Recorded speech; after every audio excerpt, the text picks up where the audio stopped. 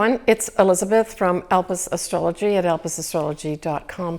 Thanks for joining me today. So this is my astrological take on the astrology for May 2022. So we're continuing with the eclipse season here with another eclipse in May, at the midpoint of May. We've got a Mercury retrograde and then a new moon at the end of the month. So let's start off with the 5th of May. Here we've got an annual conjunction of the Sun conjunct Uranus. It's at 14 degrees though of Taurus, so we're reaching kind of the midpoint here of of Uranus going through Taurus. So this is kind of like a halfway checkpoint in some respects, and as opposed to say other times when we've actually got Sun conjunct Uranus. So take a look to see if you've got anything, say, around 14 degrees of Taurus or in the opposite sign, 14 degrees of Scorpio. There may be some significance that happens to you here with regards to something as ethereal as a major connection with the universe where you feel that you're getting messages. It can also represent a wake-up or a shake-up as well, right?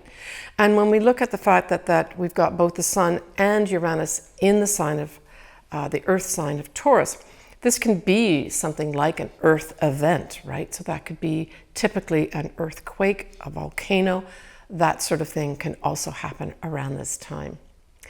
Now, the next thing we have happening that starts on the 10th of May, we are going to have a Mercury retrograde. And it's happening in the sign that is ruled by Mercury, and that would be Gemini. So it starts its retrograde on the 10th of May at 4 Gemini, 50 minutes. It does go direct the next month on the 3rd of June, but it's going to be at 26 degrees of Taurus. And so this Mercury retrograde covers both these signs.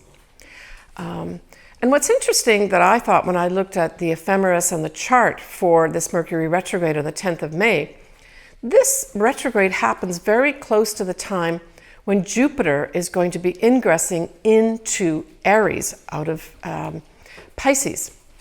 I thought that was interesting too. So it kind of is, in many ways, this Jupiter going into Aries is kind of ushering in new types of things, getting on new paths and new things opening up for us.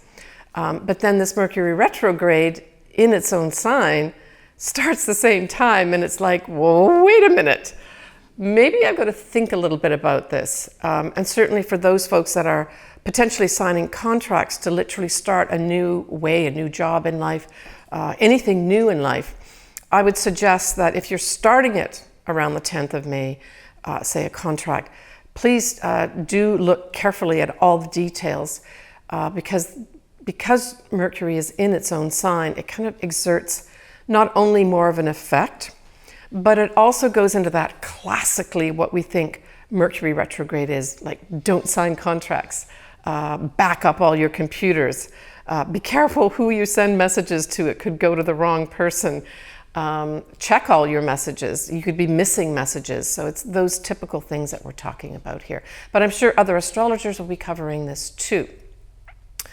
The other thing that we've got happening at this time of Mercury retrograde, we also have Venus is going to be in Aries too, at 8 degrees of Aries. Also exerting kind of newness with regards to money, love, and our values, where we may really value ourselves a lot more. We've got the Sun will be sextiling this Mars that's still in Pisces at this time. And so this says to me that this is kind of giving opportunities with regards to Mars is now in the spiritual sign of Pisces. So this is really asking us to harness some of those spiritual types of feelings that we may have, or spiritual endeavors that we initiated, say back in April. For some of us may have gone into more the metaphysical and spiritual things with regards to that whole Jupiter conjunct Neptune, right? That happened essentially around point of April, but continued throughout April, and to some extent still carries on a little bit into May too. We have Mars at this time also is going to be sextiling the north nodes of the that are actually in Taurus right now. And this will be occurring at the time of the total eclipse that we have happening on the 15th of May. So when we've got something like this configuration of Mars, which is energy, providing opportunities to this whole new destiny path for ourselves, it's something to pay attention to. Now, this eclipse that I'm going to be talking about in a few minutes occurs on the 15th of May. It is a full moon total eclipse. And I did a whole video on this. So in my video that I did, I go into a lot more details. I go into all the sun signs and the ascendants. I'll put the link down below here if you would like to actually review that video as well. I will cover it too in a little bit of detail here. And I will also cover this as well as the new moon in Gemini towards the end for each of the ascendants and or the sun signs. But we've got all timestamps in the video as well as below in the text box for those that want to either go directly to certain things and bypass my intro. Your choice. So let's get back to this total eclipse that's a full moon. Again, it's on the 15th of May. It's at 9:15 p.m. Pacific Daylight Time, and it's at 25 degrees of Scorpio, 18 minutes. So we know that Scorpio, you're being highlighted here, and then certainly those folks that maybe have an ascendant around this time too. Both the sun and the moon are going to be squaring up with Saturn, and Saturn is in Aquarius at this time. The moon will trine both Mars as well as Neptune, both of whom are in the sign of Pisces. And that is at about 24 degrees actually. And that was of interest to me too, because I thought, wow, well that 24 degree mark is very close to the degree point in mid-April, where we actually had that once in a lifetime conjunction of Jupiter and Neptune together, right? So this brings in kind of like an favorable opportunities for folks that maybe started something or made some decisions in April with regards to either a dream coming true, reaching for dreams, putting wishes into effect, or just exploring the spiritual side of their lives, or maybe some even enjoying some miracles. This can just add more favorable energy and action, right, when we talk about Mars here. So that's something to look forward to at this eclipse. We have Mercury that is retrograde, as I spoke about earlier, and it will be sextiling Jupiter, which is, as I said, just into Aries right now, right? And so this to me says that there could be some opportunities with the retrograde Mercury and then the Jupiter here sort of illuminating things or making things bigger. Some misunderstandings could get blown up a little bit here. And certainly because now Jupiter has ingressed into Aries, it's going to have a few people that are going to be self-righteous and saying, we're going to do this my way or not. And maybe communicating those things to different folks too. It's also classically could be gaslighting, could be going on big time at this full moon eclipse too, with this influence of Mercury retrograde sextiling Jupiter. Now, I did do a video of the Jupiter going into Aries as well. I'll put that link below too, and I do go into all the sun signs and ascendants in that video as well. So lots for those folks to look at that would like to read and see more. So Jupiter's going to be staying in Aries and going up to 8 degrees of Aries in 2022. Before it'll retrograde back into the latter degrees of Pisces. And that's going to be really towards the end of this year, around mid-October 2022, where it'll take that dip back into Pisces again. So we're still on this total eclipse in Scorpio, and we have a wide sextile with the moon to Pluto. And so this, I thought, was a wonderful opportunity for those folks that want to transform at least their emotional side. And I'm thinking more specifically of Scorpio and then the opposite sign of Taurus. There may be some real opportunities here at this eclipse that maybe come out of the blue to totally transform your life. So stay open and aware. But this is an effect for all of us. It just happens to be that the moon, which of course is in Scorpio, is most affected. We have a Venus that is in Aries, as I mentioned, and it's going to be conjuncting the wounded healer of Chiron. So Venus in this standing here, or this transit and conjunction with Chiron, is really saying, I would like to make things sweet, nicer for you, more from the sense of a balm, in terms of BALM, that I want to stop this wounding that you might have and help you heal a bit. And the way this may come in, though, may be unusual. It may be that it comes through as an individuated thing. So this says to me there may be individuals decide to do it their own way with regards to healing. And this can apply to a general sense where people decide how to heal themselves of the virus, but it can also be specific for individuals with regards to those that do need to heal. Venus provides a positive, beneficial energy. It's viewed as the lesser benefit, but it still does actually give you benefits. It just means with the Aries part that it's more individualized, that you want to seek something out on your own. All right, so that's the total eclipse. The next thing that we have happening this month will be a new moon in Gemini. And that's going to be on the 30th of May at 4:31 a.m. Pacific Daylight Time. And this is going to be at 9 degrees of Gemini, 3 minutes. And of course, like all new moons, we have the moon and the sun together in a sign, and it is in Gemini. Other things that we have happening at this new moon is we have Mars conjunct to Jupiter in Aries. And so this just gives a lot of new starts. It just is big new starts with a nice favorable dose of energy from Jupiter. If you want to do something on your own and take your own path or pioneer something at this time and you want the energy to do it, I would say this new moon potentially, except for a few other things, which I'm going to cover in a minute, could be an impetus to do that.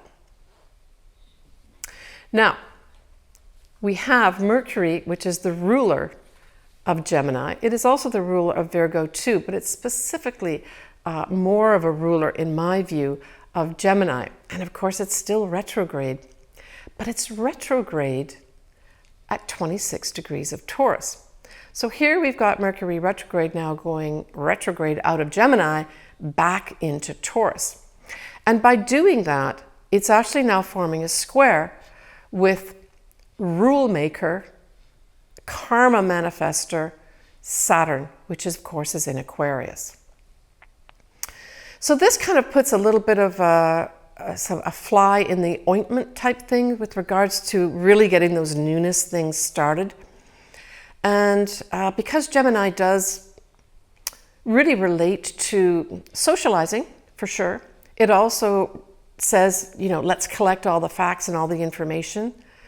It says that, and it also refers to any kind of messaging or communication. I would say that the caveat with this new start in Gemini is that you may have to pay attention to supervisors. That's also something that Saturn rules. It also rules the rules. So you may have to pay attention to the rules here and fall into line for those people that do want to have new starts here. Just check out any rules or regulations that are around this new start that you want to have and make sure that you're following whatever they are, or check in with those people that make the rules or reinforce the rules. Not a time to actually ignore rules and regulations, I guess is what I'm really saying. Yeah, so when Mercury does go direct, it will be in Gemini, just for those that are interested. I'll cover this in my June video, but it will go direct at 9 degrees of Gemini on the 23rd of June, those that want to make note of that on their own calendars. So this may be a time when the newness of this new moon really manifests, when the Mercury that's retrograde at this new moon goes direct. But there may even be a second delay, or maybe a rethink or a reconsideration as a result of Mars going retrograde in October. Now, I will cover this in more detail later on, but I wanted to mention it here because it all ties into this new moon in Gemini. And it doesn't mean this is going to be a negative thing for those folks, especially Geminis and maybe Sagittarians that are starting something new. It just means that I'm giving you the heads up that there may be delays, there may be reconsiderations that you decide you want to undertake in October that goes back to this new moon that happens on the 30th of May.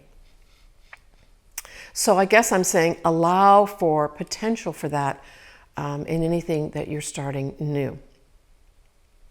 Now, this Mars retrograde won't go direct till the 12th of January 2023. And it goes direct at 8 degrees of Gemini. And why is that important? Well, it's important because 8 degrees of Gemini is very close to this new moon on the 30th of May, which is at 9 degrees of Gemini. So there's a big tie-in of this Gemini new moon right the way through January 2023. So I would plan for potential, not necessarily bad blocks or full stops. I would just say that follow rules and regulations, check in with superiors, and plan, when you're doing your plan for this new thing that you're doing, plan for potential delays. Plan for rewriting, say something that you're doing involves writing. Plan for reconsidering contracts, for instance, that sort of thing. All right.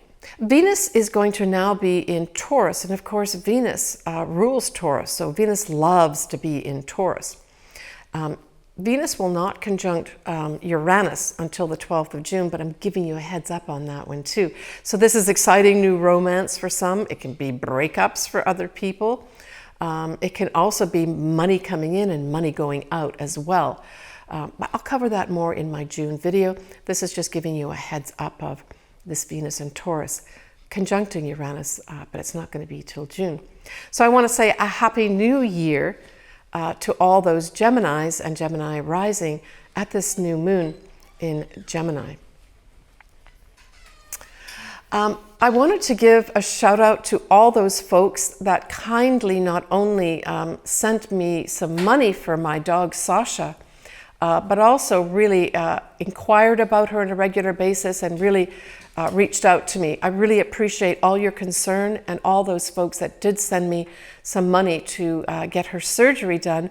I want to confirm that I did get her surgery done and it was very successful. It was a few weeks ago and she's back in full form, eating properly, and really I think has had, I would say, a complete recovery.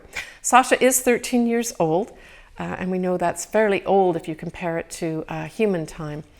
We'll see a little picture of her here. So this is a current picture as of April 2022. And again, I just want to give many, many thanks to everyone who supported Sasha. Thank you. I also want to give a shout out to a few people that have birthdays, but the birthdays are in April. I'm a little bit tardy in my happy birthday wishes, but they're two very important people. One of them is my sister, Marianne. She has her birthday in April when I'm making this video, but she's having it right around that very rare once-in-a-life conjunction of Jupiter and Neptune. So I'm sending her lots of blessings, and maybe she's going to have some great inspiration come in for her, maybe some magic and miracles. Happy birthday. I also want to say happy birthday later on in April to my client and friend, Marcy. I'm wishing you happy birthday wishes. Take care of yourself, Marcy. All right, next I'm going to be moving on to the individual signs and or ascendants for each of you. As always, I am very happy to do your chart. If you would like that done, please contact me via my website and then send me an email with your birth date details. But all that information is below should you want that done, and I would be happy to be communicating back and forth with you. All right, we're going to start with you, Scorpio. So Scorpio, you know that this full moon total eclipse is in your sign. So we know by the fact that it's in your sign that it's going to be in your first house. So we also have the south nodes of the moon are in your sign as well. And typically astrologers refer to the south nodes being the place where we really need to let go, or at the very least, we have to somehow incorporate something that we do automatically, maybe something we've been doing automatically all our life, with the opposite, which is, of course, the north nodes, where we're supposed to be going to. So this really speaks, Scorpio, to potential for you to be letting go of some things in your life. Now, the first house covers everything to do with you, literally everything. So you could be making some decisions for yourself with regards to firmly deciding to let go of some things that are no longer serving you, and are obviously no longer serving you on your destiny's path as of now. Now let's remember that these eclipses that are happening right now, they will happen again, in just under 10 years, but they won't happen in this exact degree point. It'll be another 18 to 20 years. So these are cycles as well, right, Scorpio? So you want to view it that way. You could look to 18 to 20 years ago and see what was happening in your life, what maybe you let go of. That area may still be lit up this time, 18 to 20 years later. The thing is about this, when this happens in your sign, is that things that go out of your life, people that leave your life, or it becomes perfectly patently obvious that you have to let go of something, the most important thing is to let it go. Scorpio likes to hold on to things, and so I would say, especially for Scorpios, try to really take the high road on anything that's leaving your life and really believe that it's for your best and higher self. Clinging to things, being obsessive about things, or possessive about things are not a good activity right now at this total eclipse. Now, if you do have something, say around the 25-degree mark of Scorpio and or Taurus, this is going to be a significant turning point for you. So we're talking about an ascendant or a sun specifically, right?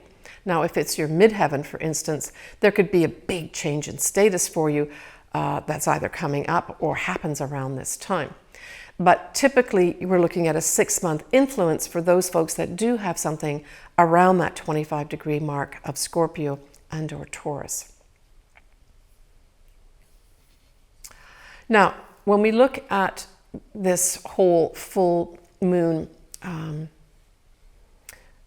the new moon rather, that's going to be in Gemini, this is lighting up your 8th house.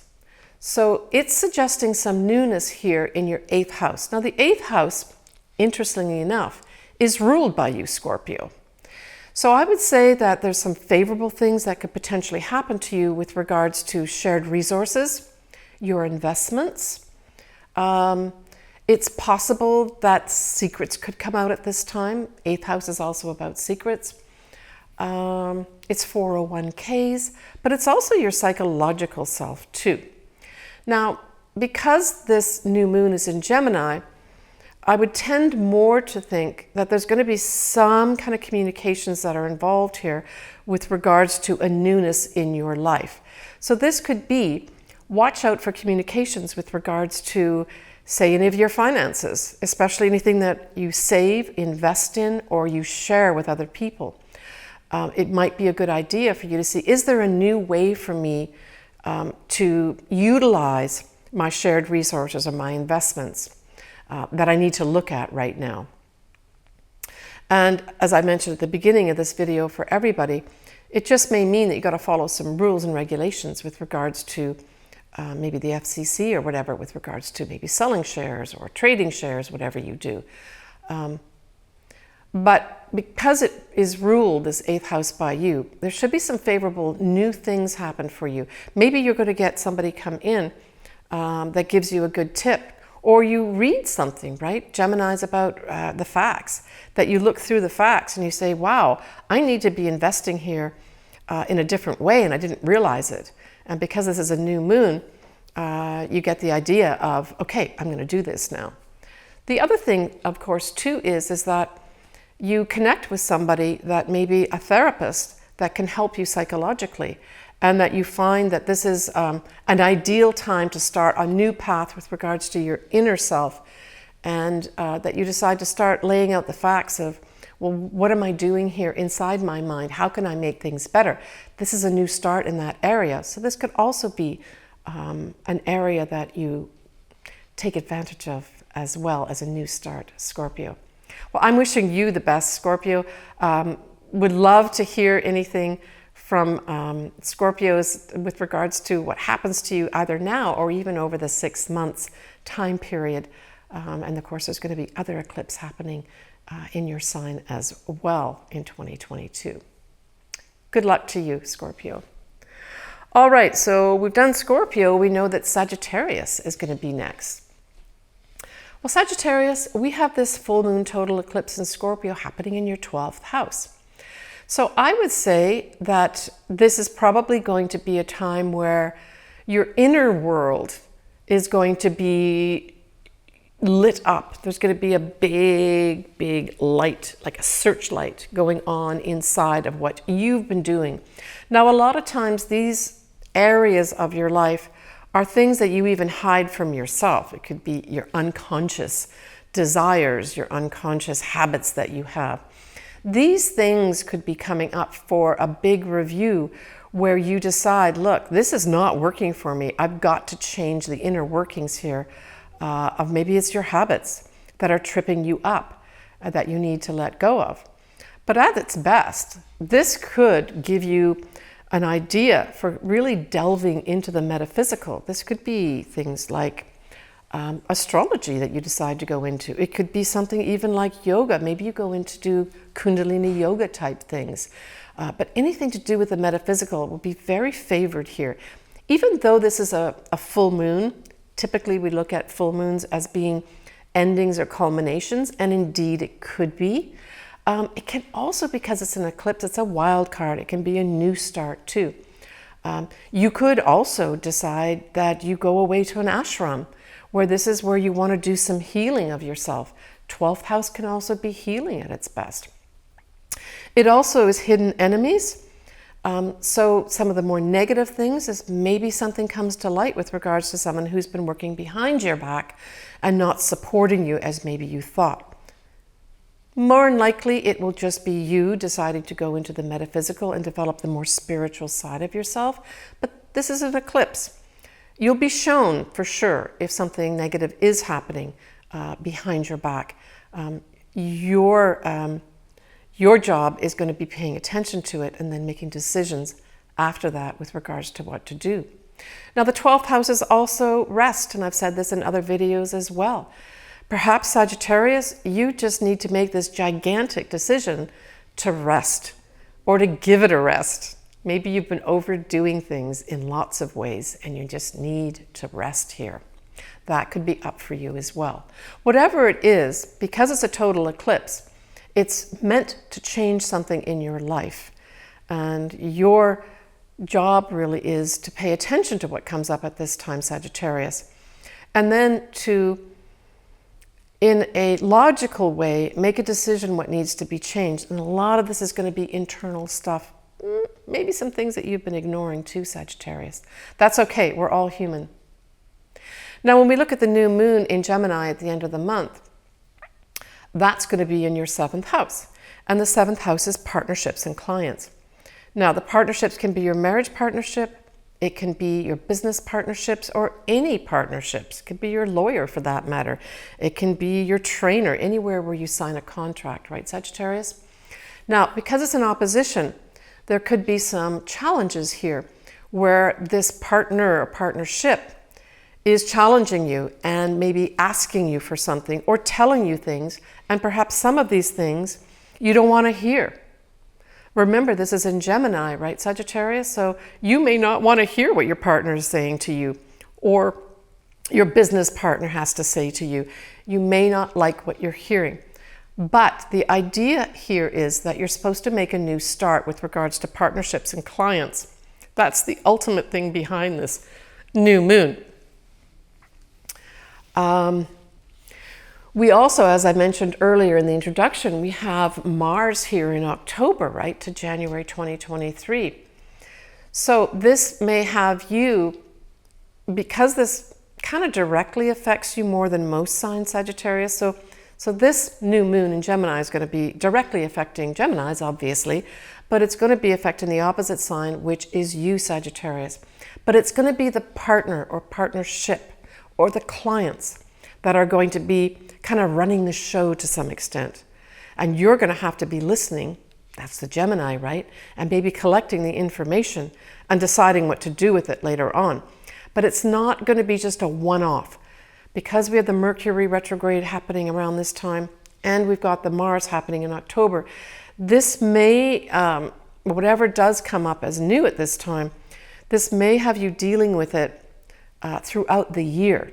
It may not just be a one-off, where you maybe have to redo things and maybe take action, but it's going to be action that's not necessarily going to move it forward.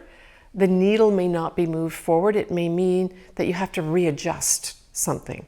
So I guess I'm just giving you the heads up on Sagittarius that just be prepared at this new moon. It's not just going to end at the new moon. It may rear its head again.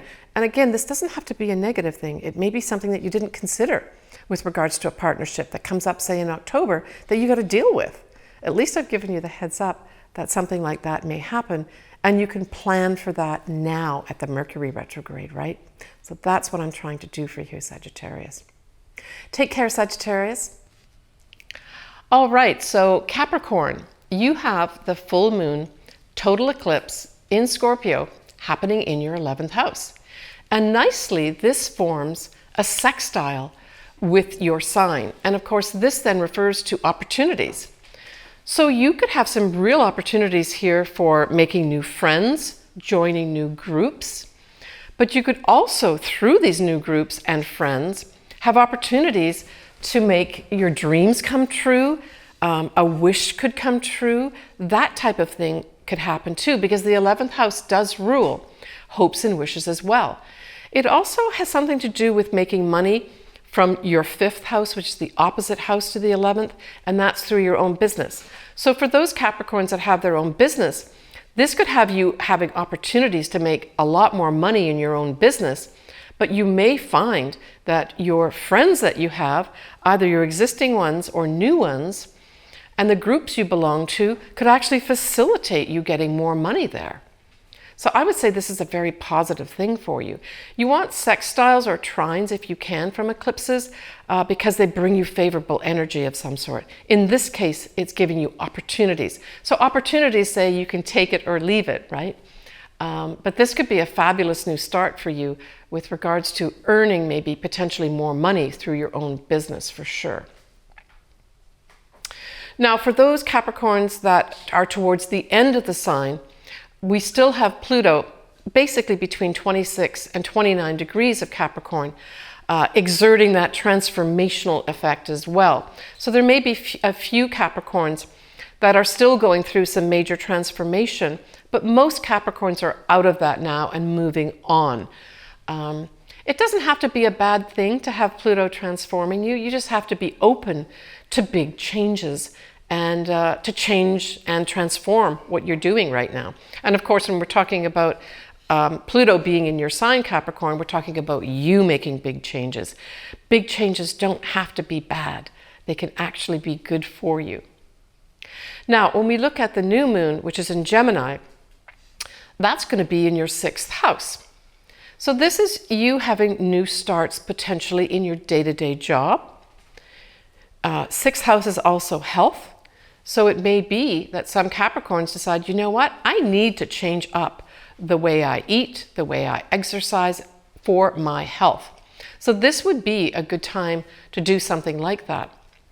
The other thing that this could be, of course, is because it's in Gemini, we're looking at maybe potentially you starting a new job that has something to do with either communications or writing, collecting information. That's also Gemini. That could be up for you as a new start too.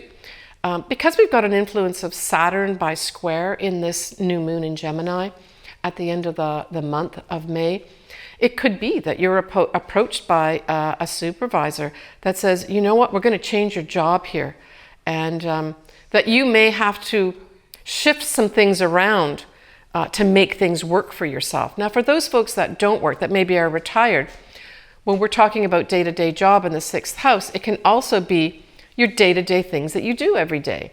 You may enter into some new things. You know, Gemini is all about communication. It's also about socializing. So it might be, you know, for some folks that you are able to do a lot more socializing. And maybe that's going to be through your day-to-day job. Certainly there's a lot more people now going back into the workplace. So that could also be up here where you get to do a lot more socializing and there's new starts with regards to your day-to-day job. All right, Capricorn, take care. So next we've got Aquarius. So Aquarius, this full moon total eclipse in Scorpio happens in your 10th house.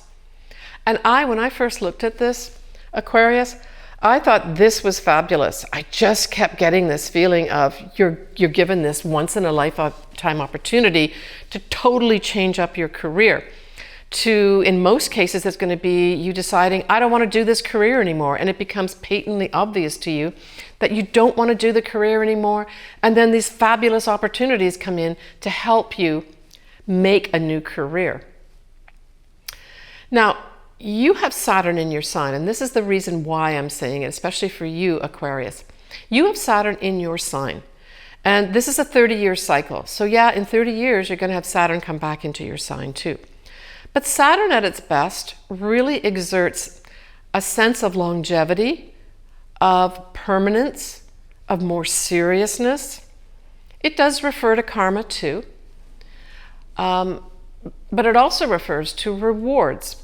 And I just felt there was a tie in here of Saturn exerting this wonderful influence of longevity, getting serious about your job, and then with the full moon eclipse happening in your 10th house of career, really bringing in a wonderful opportunity to change up your career and end one way of doing things and start a new one.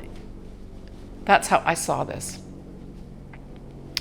Eclipses tend to literally eclipse something out of our life, but they can just as easily eclipse something in. So both these things could literally happen at the same time.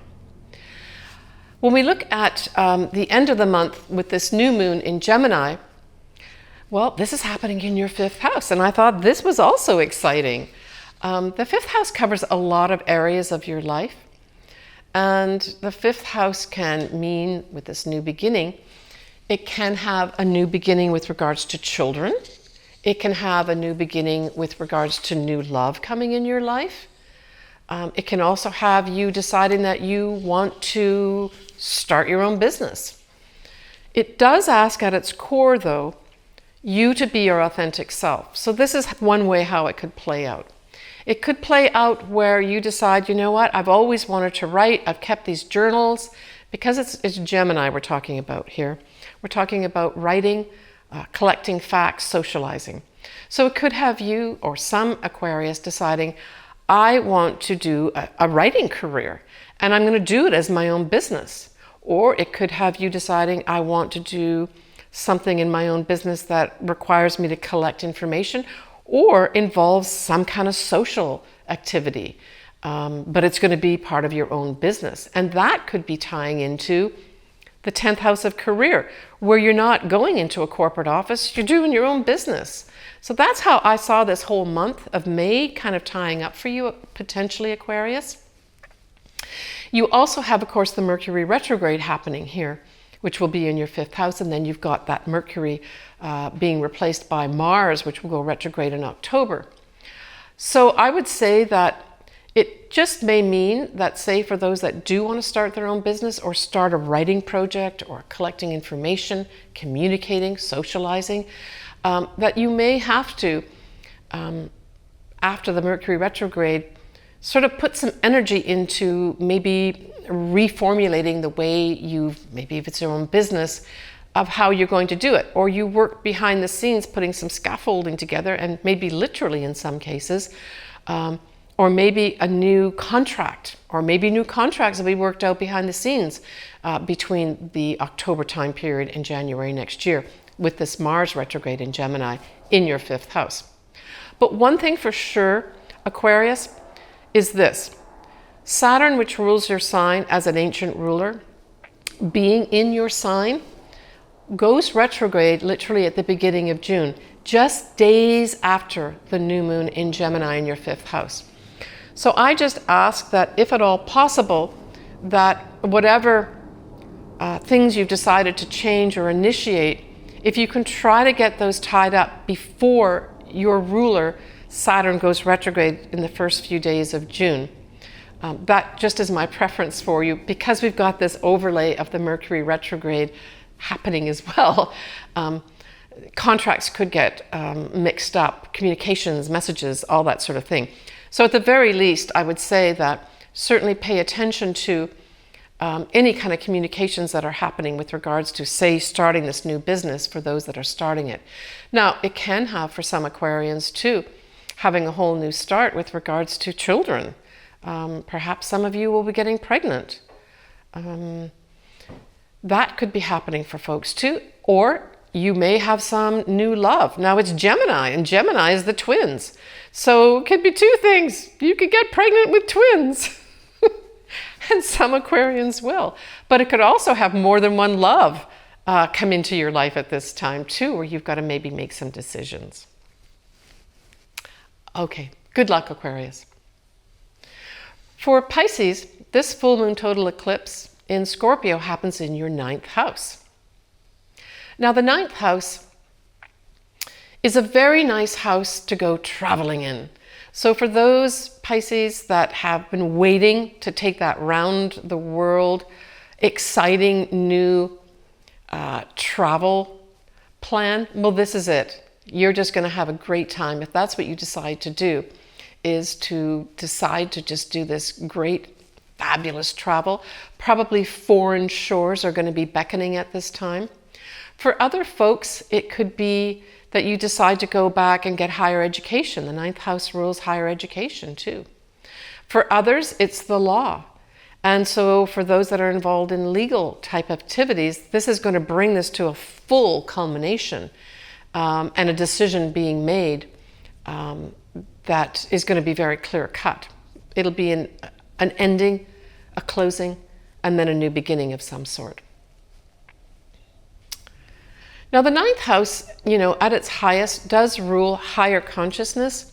So for those Pisces that are open and want to welcome in new levels of consciousness, especially since you had some major activation in April with regards to Jupiter conjuncting Neptune, both rulers of your sign, you could have at this eclipse, some big thing happen to you with regards to your level of consciousness going way up, right? That could happen for you here too. Certainly, this eclipse forms a beautiful trine. You're both water signs. And I would say this could have you feeling quite deeply at this time too. That's the effect of Scorpio. But higher levels of consciousness may be very available to you, Pisces, at this time. And maybe some fateful things will happen to you that are very positive in that regard. The new moon in Gemini at the end of the month is going to be in your 4th house. The negative part of this is that this squares, okay? So anything in Gemini squares anything that's going to be in Pisces. And you've got a Mercury retrograde ongoing at this time too. So I would say that this new moon in Gemini in your 4th house could have you having to sort something out either in your home. A new home may not become readily available to you at this time. You may have to jump through a few hoops, or you may have to look carefully at different things that are in the home. Maybe there's something that needs to be fixed before you can move in the home. Or alternatively, if you are selling your home, something has to be fixed that you didn't expect, and you've got to maybe spend some money on it. That sort of thing could happen. Or miscommunications, with that whole Mercury retrograde happening here in the 4th house. Miscommunications can happen with your mother. The 4th house is, by extension, your family too. So all that could be ongoing as well. So I would just say that any challenges that come up related to your home, your mother, or your family, just take the time with squares to think outside the box, right? A lot of people get really, their knickers in a knot when they hear squares. It doesn't have to be bad. Typically, squares will actually just be there to say, I'm helping you out here. If you can get this sorted out now in a creative way, working outside the box, it'll be serving you much better. So that's how you need to look at this. You also, of course, have Neptune, also a ruler of Pisces, in your sign around the 24-degree mark. Now, we're at this time going to have Jupiter, which is a beneficial planet, will be moving away from Neptune. So it's kind of leaving Neptune now on its own. So Neptune at its highest can bring in great spirituality, great inspiration, and for sure it can bring in all this stuff as well. But I would say that the negative side of Neptune, especially in your 4th house here, or influencing your 4th house because it's in your sign, I would just say, just be careful about being taken for a ride, especially when it connects with this 4th house. So for instance, how could that play out?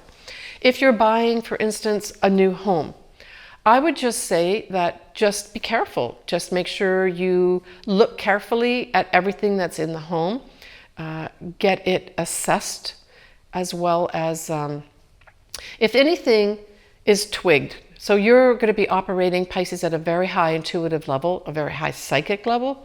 And I would say that even if on paper everything looks great, but your gut is saying, I just don't know, there's something I'm not connecting with, something doesn't seem right, follow that. That's going to be really important, especially around this new moon, because the new moon isn't a straightforward thing with the Mercury retrograde, right? And then it forms a square also.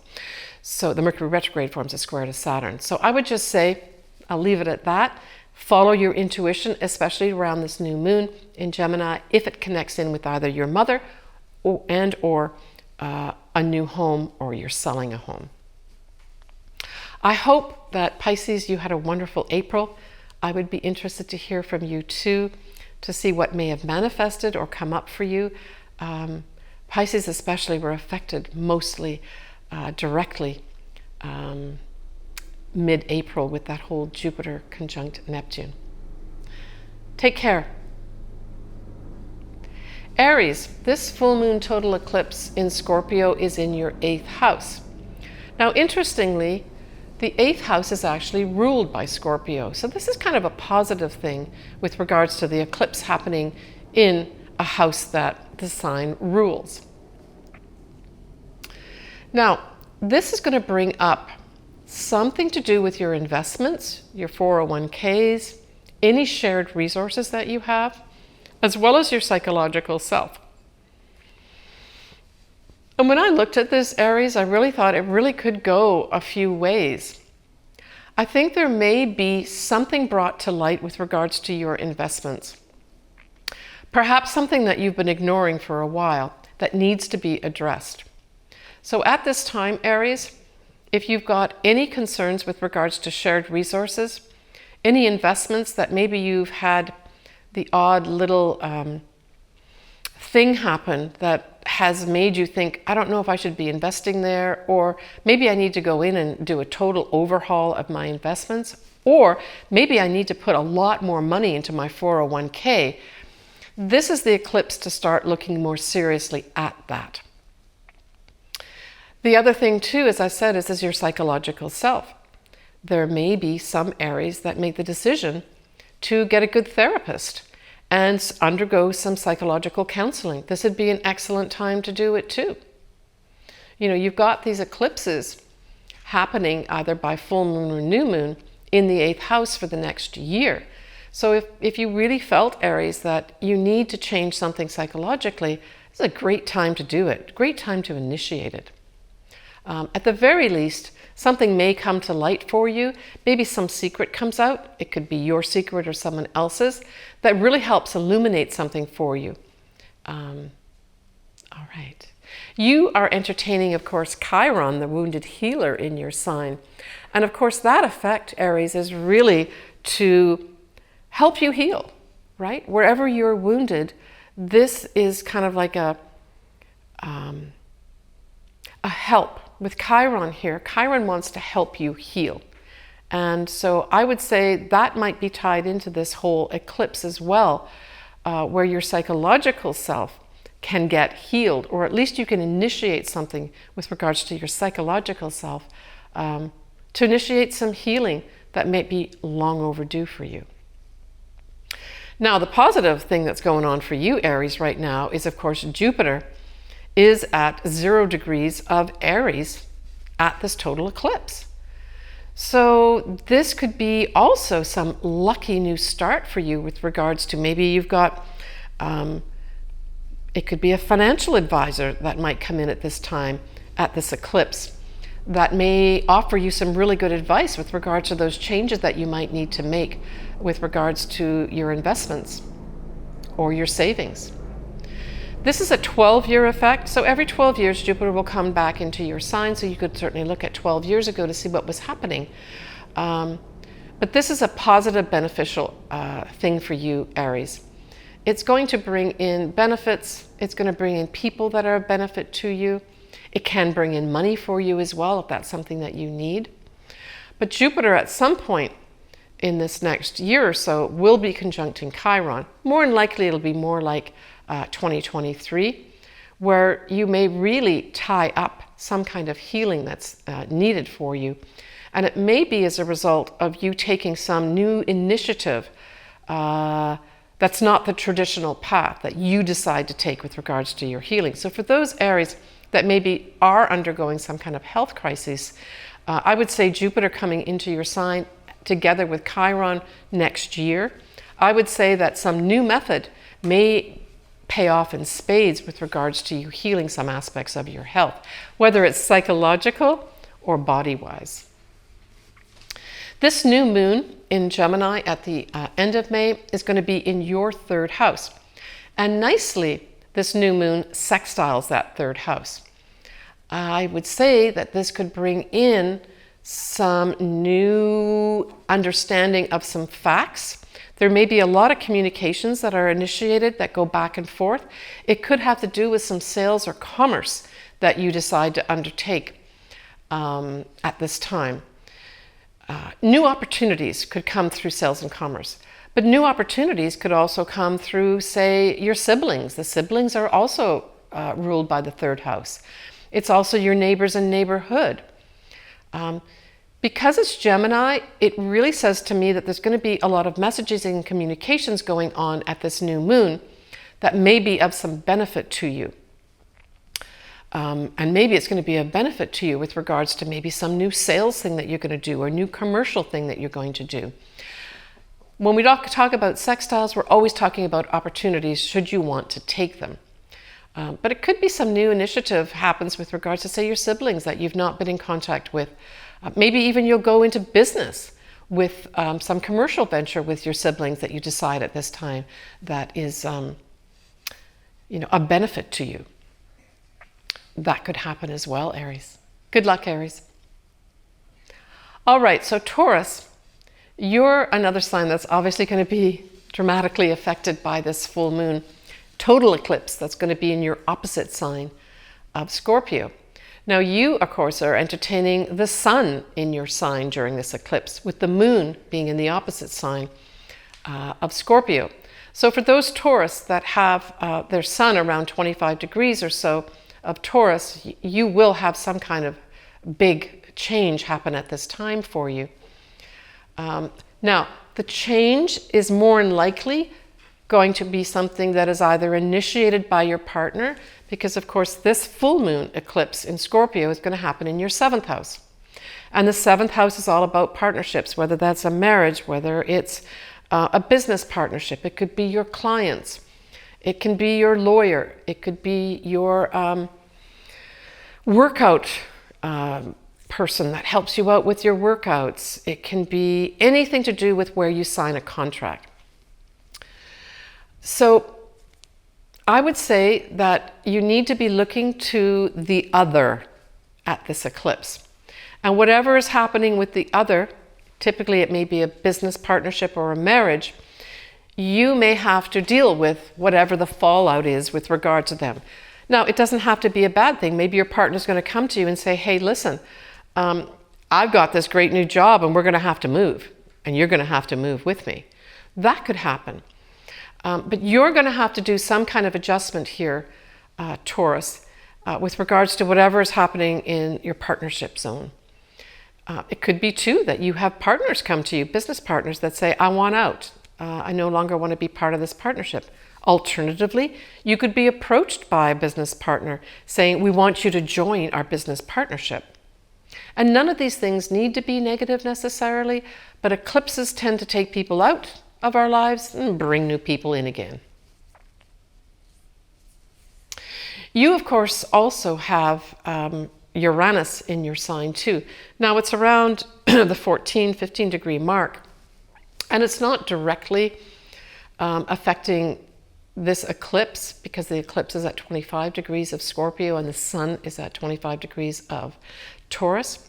But it's still exerting an effect for you in the sense of unexpected, sudden things happening.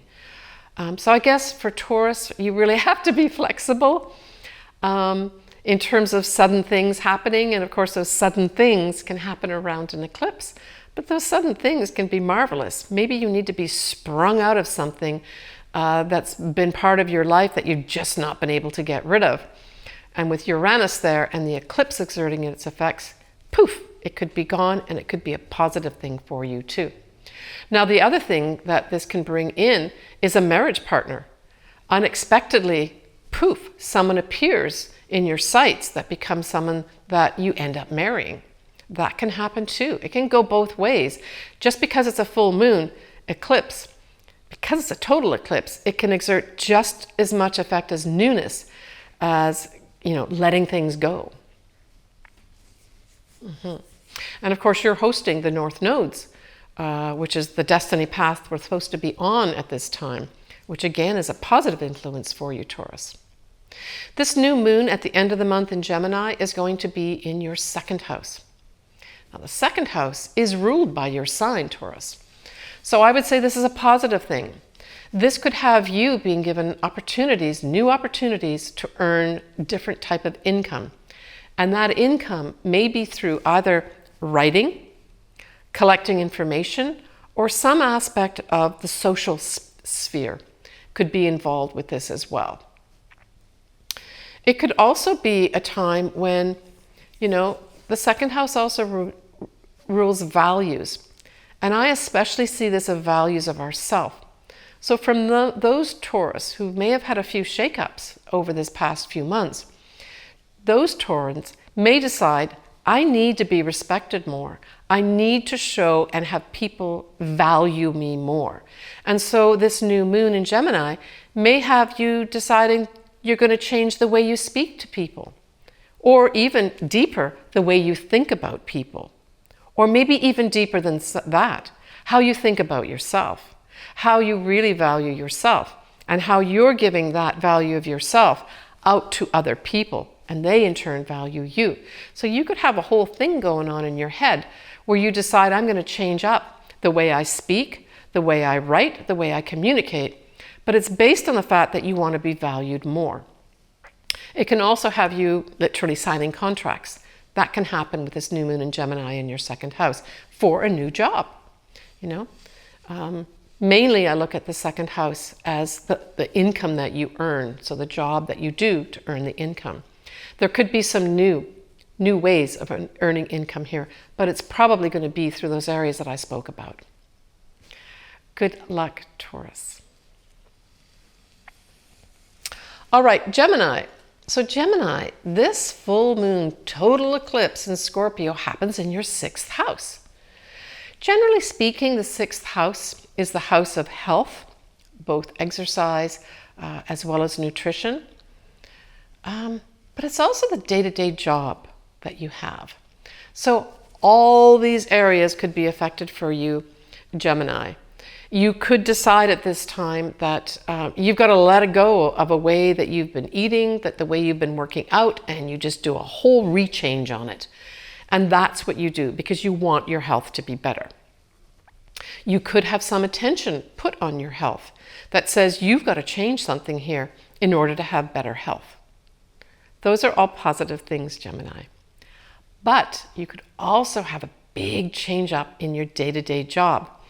And you could be given opportunities here where your job that you've been doing is eclipsed out of your life and a new one comes in. Perhaps one that's a lot more exciting for you too. And for those folks that don't work, that are retired, this really refers to what do you do day to day. This could also have a big change up for you where whatever you were doing goes away and then new things come in that you're going to be doing on a daily basis. When we look at the end of the month, Gemini, you have your new moon that's happening in Gemini. So Happy New Year, Gemini. There's a few little kinks to sort out though with this new moon in Gemini. I would say that you really need to look at the 8th of December around that time period because you're going to have a full moon in Gemini on the 8th of December. And you're also going to have a Mars retrograde in your sign, Gemini, conjuncting that full moon. So mark on your calendar, Gemini, the 8th of December, let's just say the month of December, is probably going to be a time that whatever new things that you started at the end of May is going to come to some kind of fruition, and you may have to do some adjustment at this time or reconsider things because that Mars retrograde is going to be influencing the full moon in your sign in December. That's going to bring this newness that you've got going on to some kind of culmination or ending. Now, it doesn't mean that your job's going to end if it's a new job you're going to start.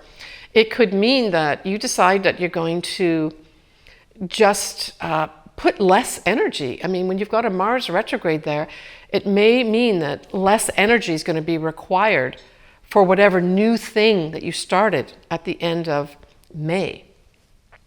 Or that you've got to reconsider something. So between the end of May this year going up to December of this year, there may be something that you've got to reconsider with regards to whatever new things you started. And it can be anything, Gemini. This is going to be a new moon at the end of May in your sign. So new moon in your first house is all aspects of your life. But generally speaking, Gemini refers to things like socializing. So it could be something as simple as socializing that you decide at the end of this year, you've done way too much socializing and you want to dial that back. That could be one thing that you decide to do. Or you could also make a decision of maybe there's two different jobs that are ongoing or two different things that you're doing between now, end of May through December, that you decide you have to give up one or the other activities that you're doing. Gemini's the twins. Gemini's two things. Good luck, Gemini. All right, so for Cancer, this full moon total eclipse in Scorpio is in your 5th house. Well, that's awesome. And the other thing is, of course, that Scorpio is a water sign like you, Cancer. So this forms a lovely trine, and this is just energy beaming out to you that's positive. So I would say, Cancer, that whatever's tied up in your 5th house at this time, I would say just let it go. And whatever new things are eclipsed in, just accept them as they are. These are all positive things for you. So what areas are we talking about? So the 5th house refers to children. For some reason, maybe a child will be either eclipsed out of your life or come into your life. That could be some Cancers becoming pregnant, or it could be that your child goes off to college at this time or makes a decision to go off to college at this time. It can also be you starting your own business, or you decide that you don't want to do something in particular in your own business, you want to do something else, and this is the decision point for you. At its core, I always remind people that the 5th house is being your authentic self. So Cancer, if you're being your authentic self at this time around the total eclipse, you're going to have things happen in spades for you with regards to your business. So expect a lot of things to come in for you with regards to positive things in your own business at this time. Now, the other thing that could happen is you could have a whole new love come into your life, Cancer. And this could just light up your life. Now, not everyone's going to have that happen, but this total eclipse could just, well, it could eclipse out one person and bring in the other. That could happen as well. The other thing is the 5th house is a highly creative house. So again, if you're being authentic, especially with regards to your creativity, this could be a major turning point for you for creating, for some, works of art, but it doesn't have to necessarily be art. Creativity covers all sorts of things. So good luck, Cancer. You've got lots of positive energy in all areas that I've just discussed for you. Now, a little different when we get towards the end of the month, we've got this new moon in Gemini, which is in your 12th house. The 12th house is a hidden house. It tends to be things that we run away from in our minds, that we shove things under the carpet in the 12th house. And you've got Mercury retrograde there as well. And then the Mars retrograde, of course, is going to be October. So I would say, now for some Cancers, this may be a new start for you saying, I need a rest. So the 12th house is also the house of rest. And it may be that Cancer, you've been so busy in your business and your clients and setting up your clients and earning money that you really need to slow it down. And so for some Cancers, that's just straight off what it's going to be, that you need to take a rest now. And you make that decision around this new moon in Gemini at the end of May 2022. For others, it may be that you decide you want to put some more effort into, over this next year, and energy into really uncovering more of the metaphysical. So that could be shamanic healing, that can be astrology like I'm doing here, but any aspects of the metaphysical world. Because it's, behind the scenes, it could just be literally you buying a whole bunch of books or things on Kindle where you start really delving into these metaphysical things and you have a great interest in it. But the effect's going to be for a while with the Mars retrograde and the Mercury retrograde going on there too. Now, the other thing that could happen too, because we've got a Mercury retrograde ongoing in your 12th house, this could have scrambled communications. So I would say, especially for you, Cancer, just read all communications carefully, double check anything that you send out at this time. Because if you don't, you could have some stuff bouncing back to you when we've got the Mars retrograde happening between October this year and January next year. So that's, I guess, just a heads up to you that anything that you're doing behind the scenes, 12th house is behind the scenes, that could come back to you where you're asked to redo a few things. That could happen as well. And none of these things need to be negative. It just might mean that you're being having to consider things in a different way. Whatever you started new at the end of may have to be reviewed from a standpoint of communications or facts or even socializing. You may have to reconsider those with the Mars retrograde between October this year and January next year. Again, nothing that has to be necessarily negative there. Good luck, Cancer. Leo, you have this full moon total eclipse in Scorpio happening in your 4th house. The negative part of this is that anything in Scorpio is going to square anything in Leo. So this says to me that you maybe have to overcome some challenges with regards to your home, a mother, and by extension your family, and of course your habits that you picked up, say, from childhood too. So I would say that at this time of the eclipse, there's going to be something major happening in your home. And maybe it's when you decide you want to buy a new home. It may be you decide you want to give up the present home that you're in. That may all come up at this time. Your mother may be involved to some extent with regards to this, but whatever it is, it's going to require you to think outside the box. It's not going to be a straightforward thing for you, Leo. You're going to have to put your thinking cap on and work out some kinks with regards to your home. Now, certainly if you are buying a new home at this time, I would say that it doesn't mean you can't do it. It just means maybe there's going to be a whole bunch of people lined up to want to buy that home too.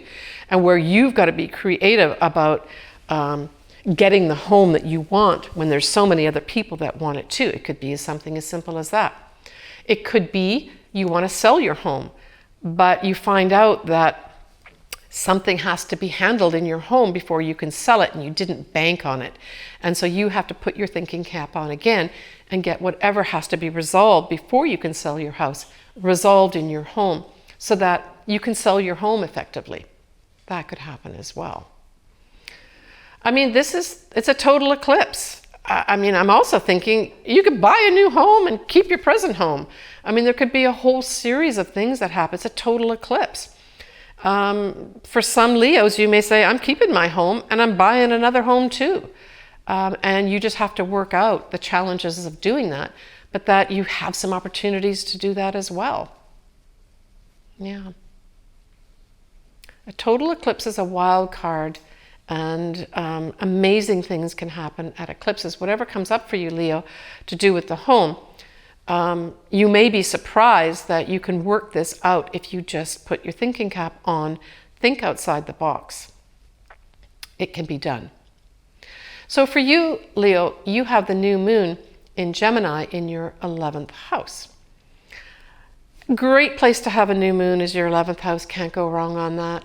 This could have you communicating with new friends or deciding to join new groups at this time. Now, the thing is that we've got a Mercury retrograde happening here at the same time.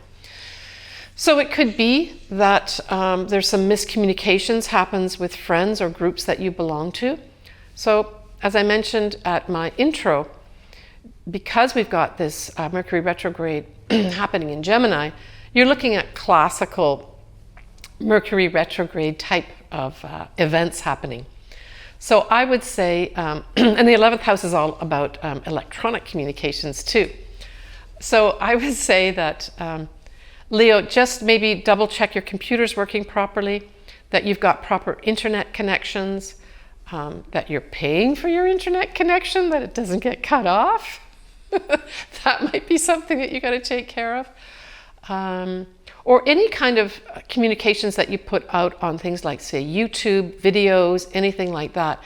I would say make sure you do a double check on anything that you do or putting out. It doesn't mean that you can't put it out or it won't be effective. It just means that there might be a couple things in there that maybe the messaging is wrong, or even that you send something to the wrong person. That could happen as well. It can also mean, because it's a Mercury retrograde, you could have some friends from your past come back into your life, right? So this whole Mercury in the 11th house, where Gemini is, could have a friends coming back into your life, and maybe even providing you with some information that's important for you. Now, the other thing that the 11th house is your hopes and wishes. And because this is a Mercury retrograde, it could have you having the ability to go back in your thoughts, maybe even your journals, and say, wow, I forgot all about that hope and wish that I had. And you put some effort into it to make that hope and wish come true. And the kicker is, you may have some new friend or new group that can facilitate that wish or dream to come true. So don't forget your friends, whether they're new friends or old ones coming back in. They could have some magic happen for you with regards to your hopes and wishes, Leo. So take care of your friends and the groups that you belong to, especially at this new moon in Gemini towards the end of May. There could be some long-term effects with this, because you also will have an effect of that Mars retrograde from October right the way through January next year, where you may have to reconsider or work with behind the scenes some of these friends whether they're new or old friends, and groups that you belong to. Good luck, Leo. All right, so we have Virgo. So Virgo, this full moon total eclipse in Scorpio is in your 3rd house. And luckily, this eclipse forms sextile with your sign. So this gives you opportunities. What kind of opportunities? Opportunities for communications, for sales and commerce, opportunities to communicate with your siblings, as well as your neighbors, and short trips in your neighborhood. It could have you deciding to take up some courses. It could also have you deciding to write, that you get some big opportunities here to write, and are very effective at doing it. But I thought more than anything else, you could have some opportunities come up here with regards to some kind of sales and commerce that really could potentially change your life, because it's a sextile. It's happening in a water sign and you are a earth sign. You have some great opportunities for communications. If you decide that you want to go back and get some certifications, maybe that's something that comes to light for you. Certainly this eclipse is going to be bringing something to light for you with regards to communications. Is it the way you communicate? Do you need to change up the way you communicate, even the way you think? That could also come up here as well. Now, the 3rd house is ruled by Gemini. And of course, at the end of the month, we have a new moon in Gemini.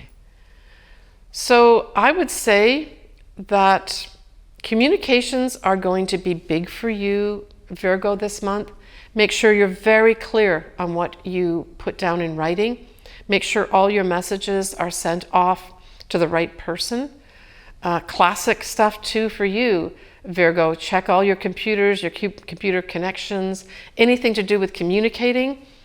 Make sure that everything is working properly, and that you have any communications that you send out are getting to the right people.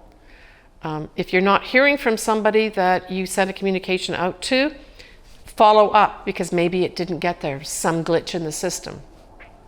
Now, you've got this new moon that is in Gemini. That's in your 10th house. But you've got Mercury retrograde there.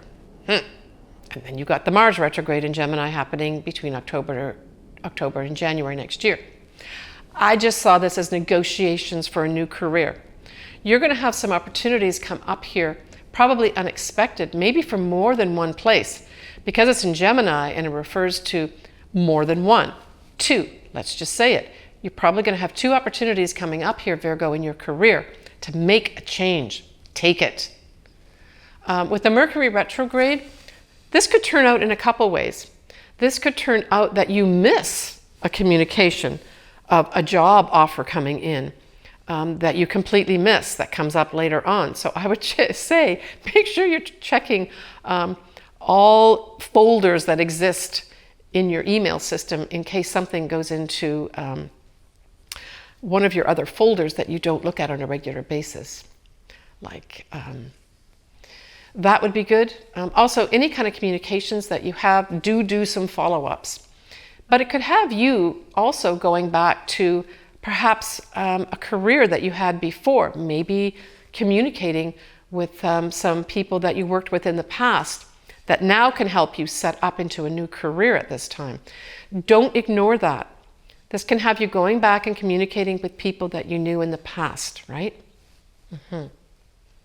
So think about all these things, Virgo, with regards to your career. You've got a new opportunity at the end of May to kickstart a career. It just may mean that you may have to negotiate the career, negotiate your salary. There's nothing wrong with that. What else could you have happen here? I mean, also the 10th house is your goals that you have, your long-term goals. For some Virgos, it may just have you going back to the drawing board with regards to what kind of goals do I want to set up for myself. Maybe it's going to have you setting up goals for the place that you have your career in too. But I really saw this, Virgo, as you probably setting up some kind of new career here, and doing a lot of really serious negotiation with regards to getting what you want. And I think that's the important thing that I was left with. You can get what you want here. And you can probably get it in more than one offer. So just because you've got one offer coming in, don't just jump on it. Look at the other offers as well, and then make a decision what suits you at this point in time. Okay, take care, Virgo. Libra. Libra, this full moon total eclipse in Scorpio happens in your second house of earned income. Well, this is going to either eclipse out a source of income that you rely on and then bring something else in, or you're just going to make the decision to start a whole new job where you earn your money. That's a big, big decision for you to make at this time. We have going on, of course, at this time, we have the Mercury retrograde going on. It'll still be going on with the new moon at the end of the month. So I thought that if this was, say, a new thing that you wanted to do in the job that you're doing where you earn your income, it may have you deciding to say, especially say if you're in your own business, that you renegotiate some of your contracts with the Mercury retrograde. You decide to go back and say, you know what, I need to earn more money here. And this isn't working for me. I need to renegotiate some of these contracts so that they work better for me and bring in more money for me. That could happen at this full moon total eclipse too. But for some Librans, this could be you deciding that you don't like the way you're being valued right now. And it could go one of two ways. It could have you saying, I've had enough of being devalued and I want that to change. And you take concrete steps in order to do that. Now with the Mercury retrograde, it could have you going back on, well, how am I communicating here? Maybe what I'm communicating, or even what I'm thinking, or what I'm writing, needs to be changed. And this eclipse brings in some opportunities, maybe some advisor or teacher can come in for you to facilitate a better way to communicate. But it could also have, as I said, for those people who've got their own business, have them renegotiating some contracts. And I'm just thinking intuitively here, maybe you need to bring in an expert, like an advisor or a lawyer that can look over some of your contracts and get them shaped up, maybe into something more amenable to you making more money here. At its core, this is going to have you wanting to be valued more, whether it's valued through you wanting more money or you being valued for being a more valuable person, that people just don't undervalue who you are. It just could be a big change point for you where things happen to shift those in your view and you make changes as a result of it. Now the new moon in Gemini at the end of the month is going to be in your 9th house. We still have this Mercury retrograde ongoing though. So I would say for those Librans that have decided that I'm going to do a lot more traveling here. Now the interesting playoff here is this. Gemini, where the new moon is, really refers to, short-term travel, like in your neighborhood or around your city. Whereas the 9th house, which is ruled by Sagittarius, really refers to long-term travel of some sort. It can be overseas travel. Foreign connections are usually associated with this. So I guess you could decide to do both. Or this new moon brings in a lot more traveling within your neighborhood or within your city, but that you also decide to plan for a bigger trip overseas. That could happen here too. Again, though, there could be two things going on. The Gemini new moon could have you deciding just to take up some simple certifications. But maybe that simple certifications that you get are first degree. You're doing that to leverage the 9th house, which is where the new moon takes place, of higher education. So whatever courses that you get with the new moon that you decide to take could leverage you to get the higher education with the ninth house. So one may play off the other, and you may be making decisions at this time to do that. The ninth house is also the law, and because Gemini is all about communications, collecting the facts, socializing, data, it might mean that for whatever reason, maybe you're involved in some kind of legal case, that you're given the opportunity to put together some new facts for your legal case that is very beneficial for you. And with the Mercury retrograde, that may be some stuff that you forgot, or data that you forgot, or information that you forgot. You say, wow, I got to go back and find that, whatever it is, piece of paper, letter, information that'll help support this legal case of yours. For other Librans, this could have you publishing your writing, right? So Gemini is writing, and the ninth house is publishing. So it's a direct hit of publishing. So congratulations to those Librans who actually will have something published at this new moon in Gemini.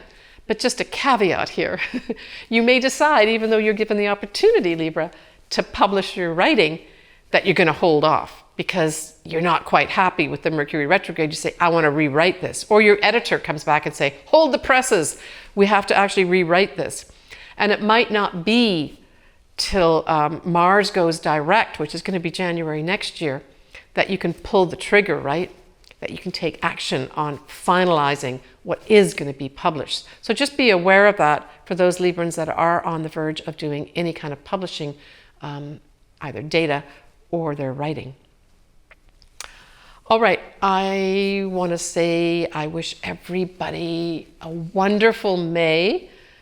And I look forward to hearing from everybody in their comments. I really enjoy hearing from everybody, and there's a lot more people communicating with me. As I mentioned earlier, I love to do your chart. Everything is below in terms of what you need to do. We've got coming up in June a few things. I mentioned that we've got a Venus that's going to be going into Taurus conjuncting Uranus. I would say that's going to be one of the bigger things that's going to be happening in June. Exciting new romance for some people.